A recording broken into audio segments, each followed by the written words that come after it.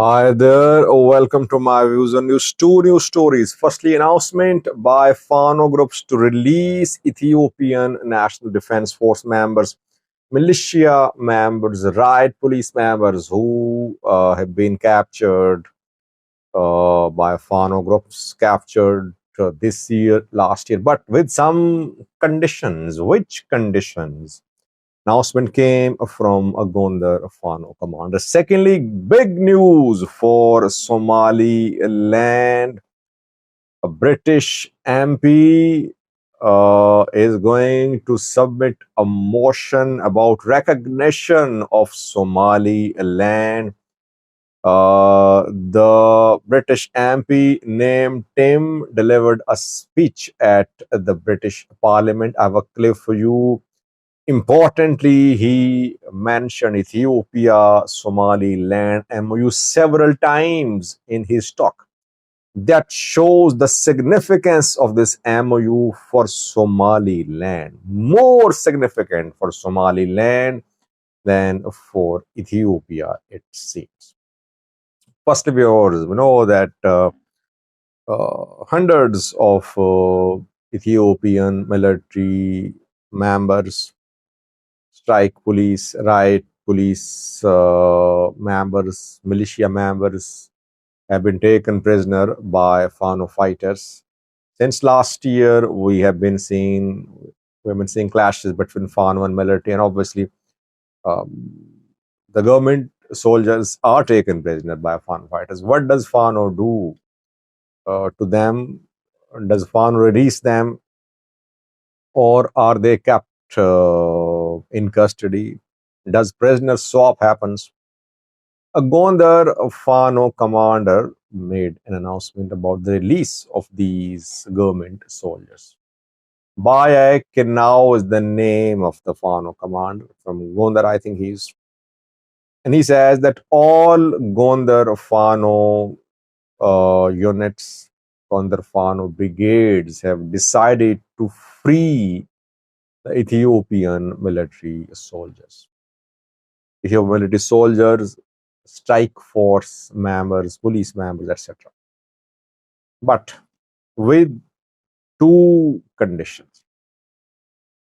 Firstly, those prisoners are being freed who are willing to join other Fano groups or become part of Fano, so they'll be freed.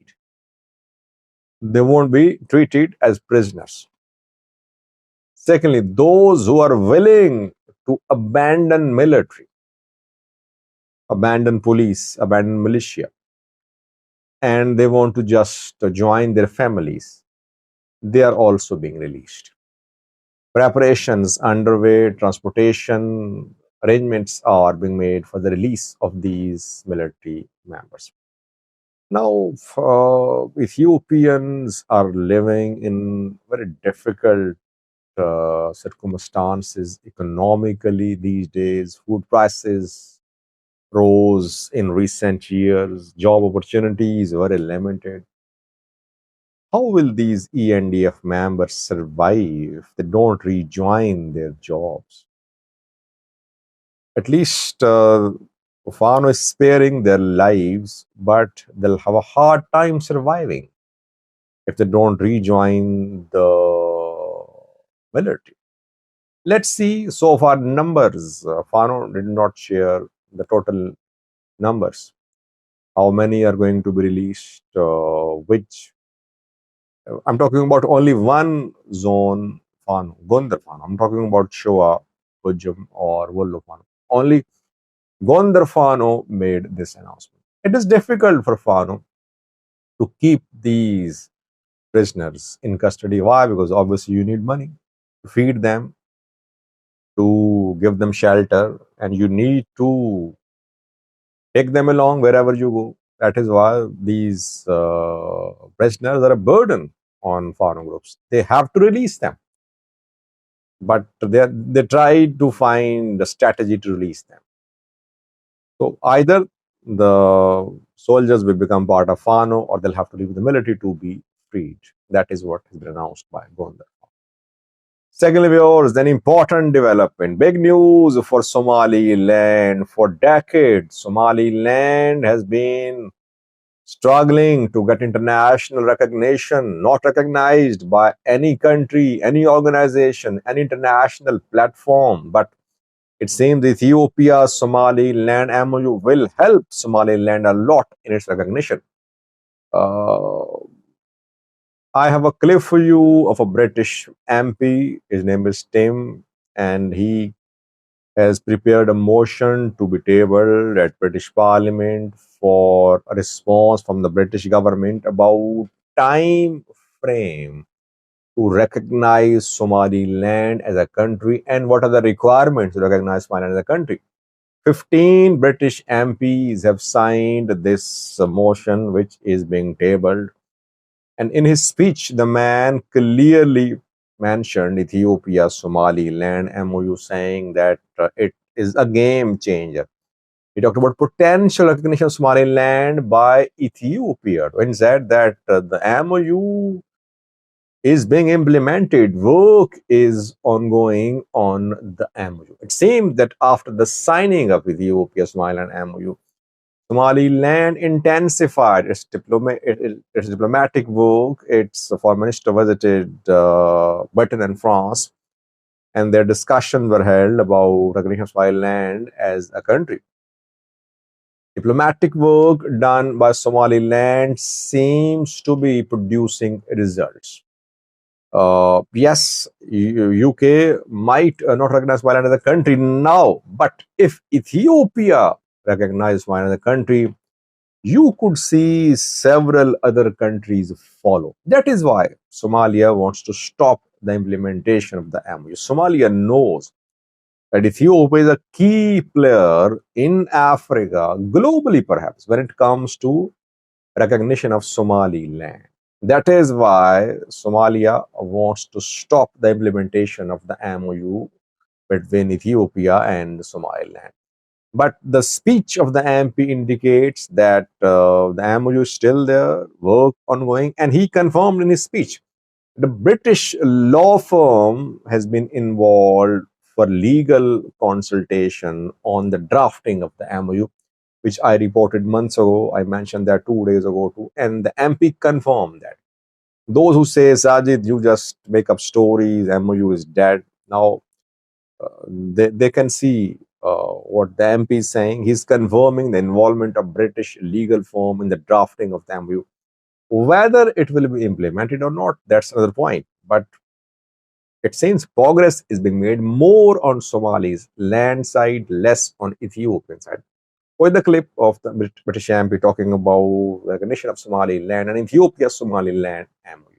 Thanks for watching. But it is a haven of peace and democracy in an otherwise rather turbulent region. And the Somalilanders are very keen to be recognised in the international community, and they have been taking many steps to try and encourage that, not least a recent memorandum of understanding with the Ethiopian government about giving them access and development of the port of Berberis, which is potentially going to be a bigger port than Djibouti and will be very important in the whole Gulf of Aden region. And that memorandum of understanding is being pursued at pace now, including many Somaliland British residents who are legal experts who are part of it, who we met on our recent trip. And the conditions of that MOU is that Ethiopia, if it's successful, will recognise formally Somaliland and will have access to the port and a naval base near it as well. And I think that could be a very important turning point for the way the world looks at Somaliland.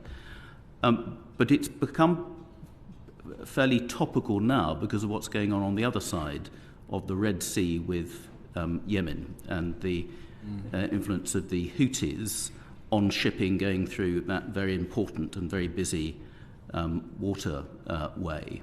So for us to have allies and stable allies in the Horn of Africa is of particular importance, and attraction to the UK, the USA, and European allies as well.